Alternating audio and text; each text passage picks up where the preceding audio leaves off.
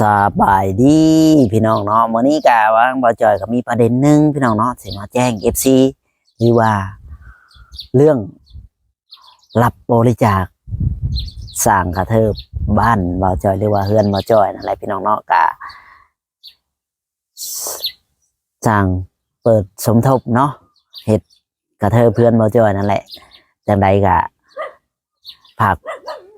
FC กดไลค์กดแชร์ให้แน่พี่น้องเนาะเป็นกำลังใจเพราะว่าทางเฮือนบ่จอยก็ยังบ่ได้มีกระเทิบพี่น้องเนาะก็เลยเปิดบริจาครับเฮ็ดกระเทิบมานะพี่น้องทางบ่จอยก็ฝากแม่ FC เนาะฝากสายบุญทุกท่านเนาะที่เข้ามาติดตามรับชมหรือว่าแม่สายบุญทุกท่านเนาะเป็นกำลังใจให้บ่จอยแล้วก็ถ้าว่าอยากช่วยเหลือทางบ่จอยก็ตอนนี้บ่จอยเปิดบริจาคในช่องบ่จอยเองอะไรพี่น้องเนาะบริจาคสมทบเฮ็ดกระเทิบเพื่อนบ่จอยในตอนนี้พี่น้องเนาะก็เป็นกำลังใจให้เด้อพี่น้องถ้าพ่อแม่พี่น้องอยากช่วยเหลือทางบ่จอยก็ติดต่อมาทาง Facebook หรือว่า ID Line เบอร์โทรเนาะพี่น้อง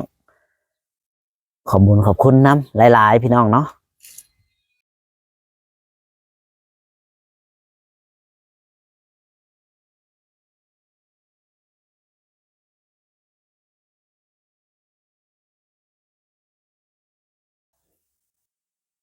สวัสดีและสบายดีพ่อแม่พี่น้อง FC เนาะที่หักแพงบอกว่า FC บางลาวบางไทยแล้วก็ต่างประเทศพี่น้องเนาะก็ยินดีต้อนรับเข้าสู่ช่องบ่าวจอยชาแนลอีกแล้วพี่น้องเช่นเก่าเช่นเคยเนาะวันนี้ทางบ่าวจอยก็อยู่ที่เรือนชานคือเก่าพ่อแม่พี่น้องเนาะก็มื้อนี้ก็ยังบ่ได้เดินทางออกไปทางใดพี่น้องเนาะก็สิมารีวิวเรือนให้พ่อแม่พี่น้องได้เบิ่งหรือว่าได้ชมน้ำกันพี่น้องเนาะหลังจากบ่าวจอยได้เปิดแบบว่าสมทบเนาะเรื่องเฮือนบ่าวจอยถ้าว่ามี FC ท่านใดอยากช่วยเหลือทางบ่าวจอยก็จะมาได้พ่อแม่พี่น้องเนาะหรือว่าสิเป็นเสาบ่ไม้บ่หรือว่าสังกะสีบ่ก็แล้วแต่พ่อแม่พี่น้องเนาะคนละเล็กคนละน้อยเนาะถ้าว่าพ่อแม่พี่น้อง FC ท่านใดอยากช่วยเหลือเพิ่มเติมทาง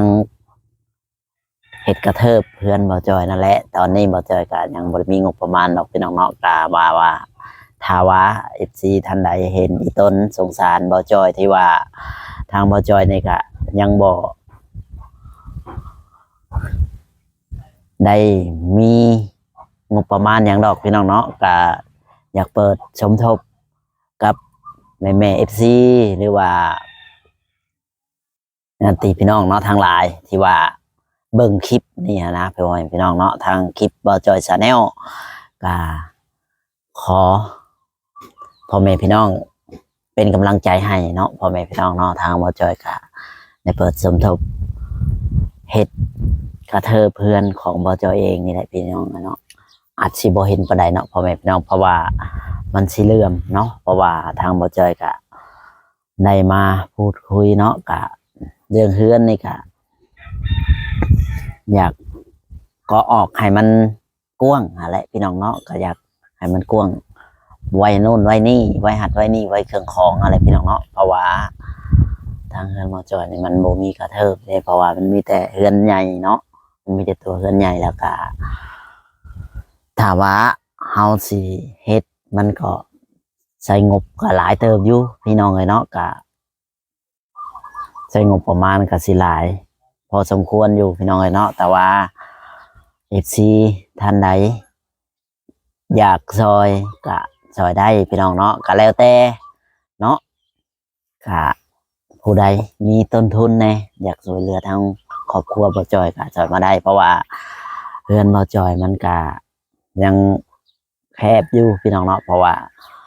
ไว้เครื่องไว้ของหลายๆอย่างผสมผสานมันก็คือแคบมันแบบว่ามันบ่มีบนไว้อะนะพี่น้องถ้าเฮามีกระเทิบออกมามันก็สิกว้างขวางขึ้นมาอีกน้อยนึงพี่น้องเนาะมันก็สิแบบว่ากว้างขึ้นมานะพี่น้องทางเฮือนนี่ก็ได้สิกว้างขึ้นมาแล้วก็ดูดีขึ้นไปอีกแบบนึงพี่น้องเนาะมันก็สิ ไว้เครื่องไว้ของดังพื้นดังไพ่อยู่ข้างนอกมันก็สิสะดวกสบายเนาะพี่น้องมันก็สิแบบว่าโล่งเวลานั้นนะพี่น้องมันก็สิโล่งถ้าว่าเฮามีกระเทิบออกมาถ้าว่าเฮาบ่มีแบบนี้เฮาก็ไปอยู่แต่ด้านในมันก็สิแบบคับแคบนะพี่น้องเนาะมันก็สิแบบคับแคบบ่มันก็บ่นอนก็อยู่หัดกินข้าวก็อยู่หัดนะพี่น้องแล้วก็บอนไหวเครื่องไหวของก็อยู่หัดเพราะว่าเพื่อนมันมีแต่ว่าสันกระดุดนะพี่น้องมันก็บริการมีกระเทิบออกมาเนาะกะทางมาเจอกะอยากได้กระเทิบแต่ว่ามันสิเป็นไปได้บ่หรือว่าจังไดกะฝากแม่เอฟซีเนาะหรือว่าพี่น้องๆหรือว่าอ้ายนะทั้งหลายเนาะพ่อแม่พี่น้องที่เข้ามาดูมาชมเป็นกำลังใจให้แน่เนาะฝากกดไลค์กดแชร์น้ำพี่น้องเนาะถ้าว่าเอฟซีท่านใดอยากช่วยเหลือเนาะบอกจะเปิดเป็นทางการก็แล้วกันถ้าว่าเอฟซีท่านใดอยากช่วยเหลือทางบอจอยก็สอนมาได้พ่อแม่พี่น้องเนาะก็ติดต่อมาหรือว่าคอมเมนต์มาพี่น้องเนาะสิซอยสิเป็นไม้สิเป็นตอกหรือว่าสิเป็นสังกะโลซิ่งเนาะก็แล้วแต่พ่อแม่พี่น้องเอฟซีหรือว่าจะเป็นเสาก็แล้วแต่เนาะก็ซอยมาได้พ่อแม่พี่น้องวันนี้ก็ตั้งใจมาเปิดบริจาคนำเอฟซีเนาะถ้าว่าเป็นไปได้เนาะ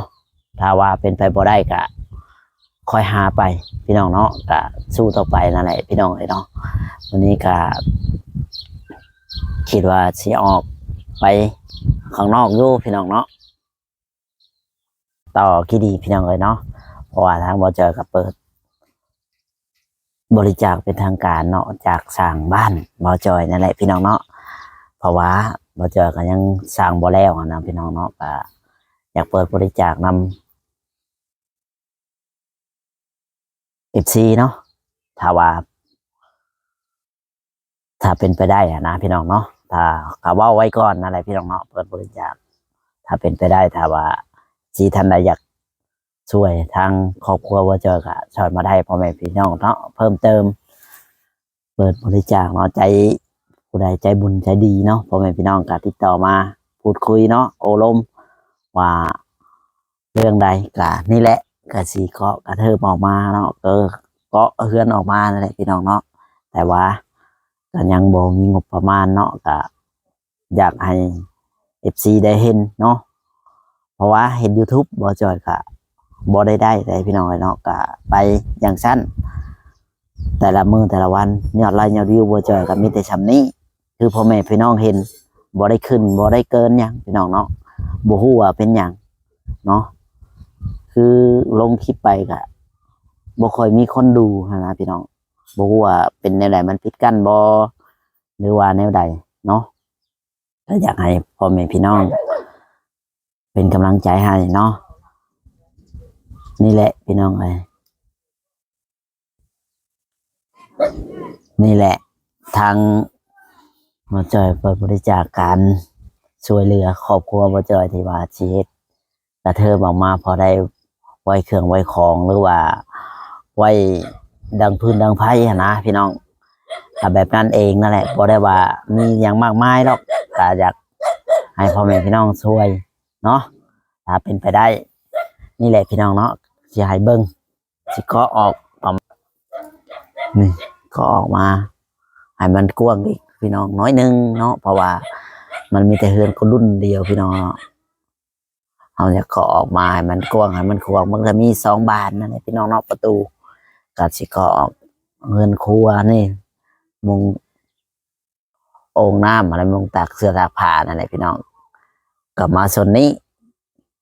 เนาะก็มา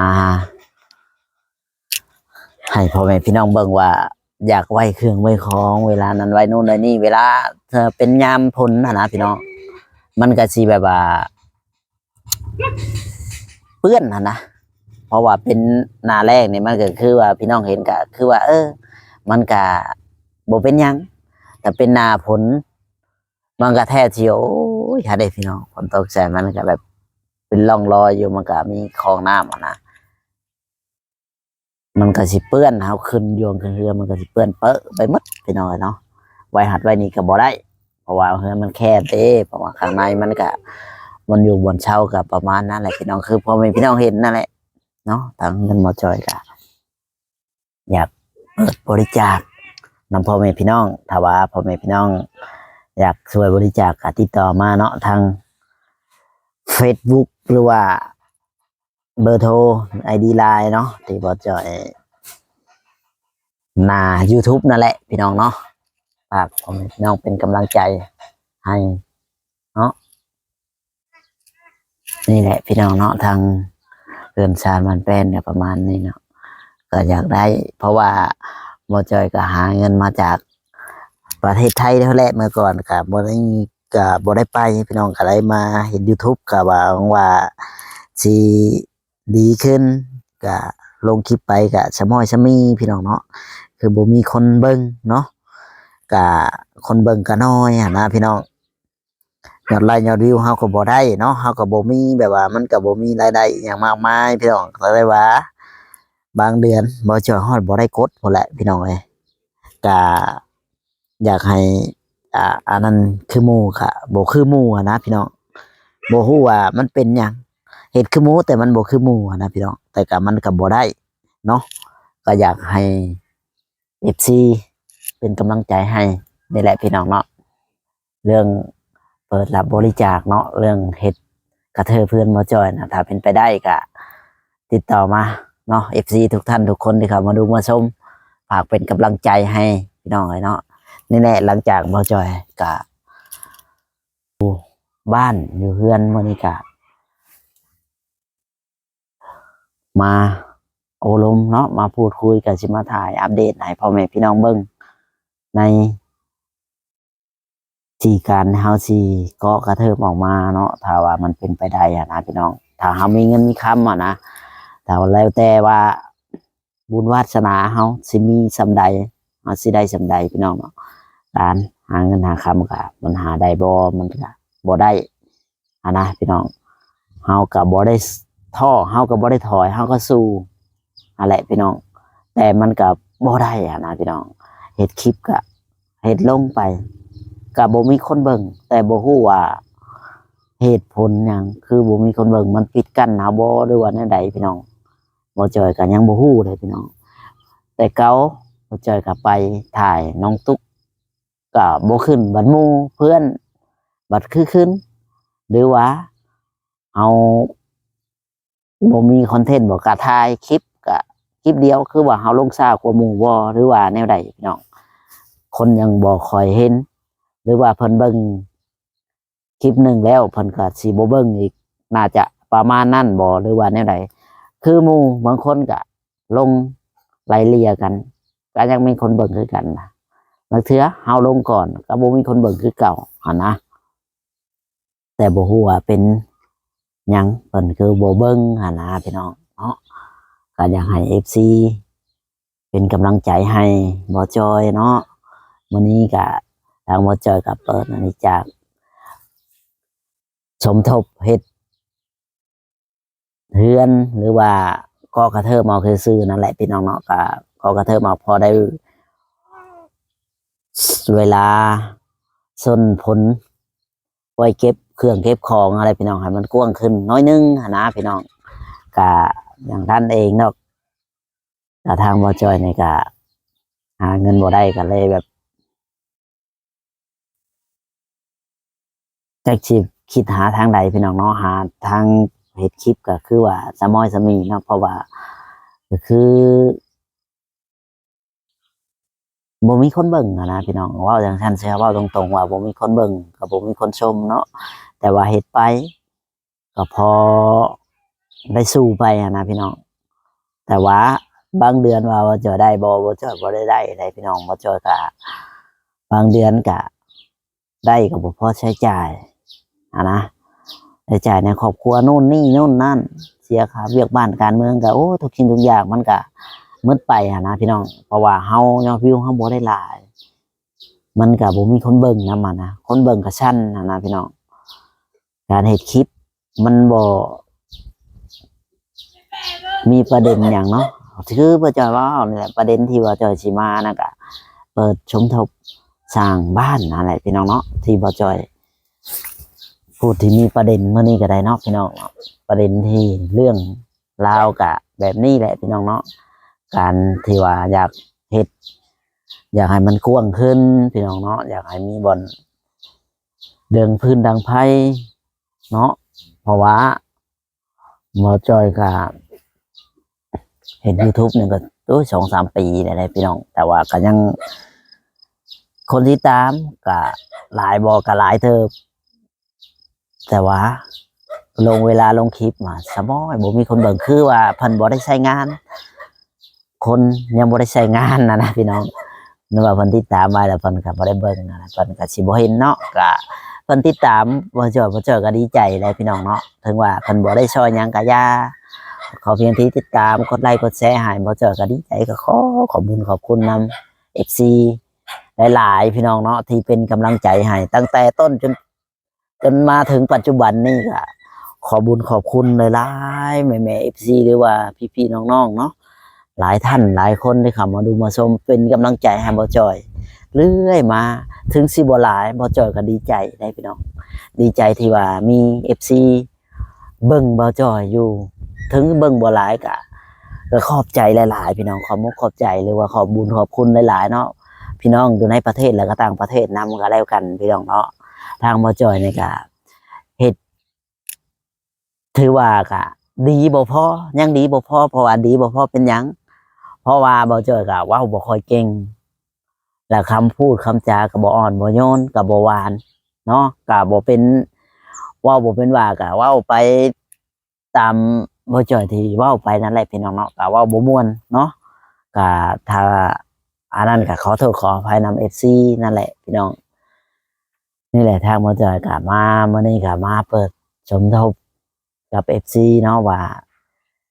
อยากเปิดบริจาคที่ว่าประเด็นที่บ่จอยสิมาเอาบริจาคสิเคาะกระเทิบออกมาอยากให้มันกว้างนะพี่น้องพอได้ไว้เครื่องไว้คล้องแล้วก็ดังพื้นดังไพ่เนาะเวลาหน้าฝนนะพี่น้องตอนนี้มันก็แบบดังไพ่มันก็แบบยากลำบากอะไรพี่น้องเนาะเฮือนเฮาก็มันก็แคบพอไว้เครื่องไว้คล้องมันก็หลายอย่างเนาะก็นู่นนี่นั่นนี่ไว้หัดไว้นี่ก็มันก็ขึ้นไว้ยูวันเดียวมันก็เพื่อนก็หกบ่จักยังเป็นยังเข้าไปแล้วพี่น้องเลยเนาะการนี่แหละก็เลยบ่จะตัดสินใจเปิดบริจาคนำ FC เนาะพ่อแม่พี่น้องถ้าว่าเป็นไปได้ก็ติดต่อมาพี่น้องเป็นกำลังใจให้บ่จอยแน่เนาะจังใดก็ช่วยบ่จอยหน่อยเด้อพ่อแม่พี่น้อง FC เนาะเป็นกำลังใจให้บ่จอยนี่แหละความคิดบ่จอยมันก็สิน้อยนิดถ้าว่าผิดก็ขอโทษขออภัยนำ FC ที่หักแพงนั่นแหละพี่น้องเนาะนี่แหละทางบ่จอยก็มาก็บ่ได้มีพี่น้องเนาะก็อยากได้กระเทิบออกมาซื้อเนาะก็พอได้แบบชนแดดชนฝนไว้หัดไว้นี้พี่น้องเนาะกะดินดอนตอนยาวอ่ะโก้บ่จอยก็เคยไปหาเงินอยู่ประเทศไทยเมื่อก่อนก็เพื่อสิได้ชำนี้ก็ใช้เวลาก็หลายปีหลายปีอะไรพี่น้องเนาะก็สู้แต่ก็บ่เคยถอยแต่ก็มาก็อยากอยู่บ้านอยู่ช่องอยู่กับครอบครัวนะพี่น้องก็ว่าสิมาเฮ็ด YouTube ก็ได้เฮ็ดชมใจอยู่พี่น้องแต่ว่าก็บ่มีคนเบิ่งคือเก่านะการยอดไลค์ยอดวิวบ่เจอก็บ่ได้ขึ้นบ่ได้เกินไปกว่านี้แหละพี่น้องเนาะโอเคพี่น้องคลิปนี้ถ้าผิดพลาดประการใดบ่เจอขอโทษขออภัยนำแม่ๆ FC ทุกท่านทุกคนที่เข้ามาดูมาชมเนาะทางบ่เจอชาแนลพี่น้องบ่เจอก็อยากได้กระเทิบเฮือนเป็นของตัวเองอะไรพี่น้องเนาะก็นี่แหละเฮือนชานบ่เจอก็อะไรกระเทิบออกมาเพราะว่ามันสั่นกระดุดเดียวพี่น้องเนาะคลิปนี้ก็บ่มีหยังหลายพี่น้องถ้าว่าผิดพลาดประการใดบ่เจอขอโทษขออภัยนำกราบคำว่าสวัสดีและสบายดี FC ทุกท่านทุกคนที่เข้ามาดูมาชมเนาะฝากเป็นกำลังใจคนละไลค์คนละแชร์พี่น้อง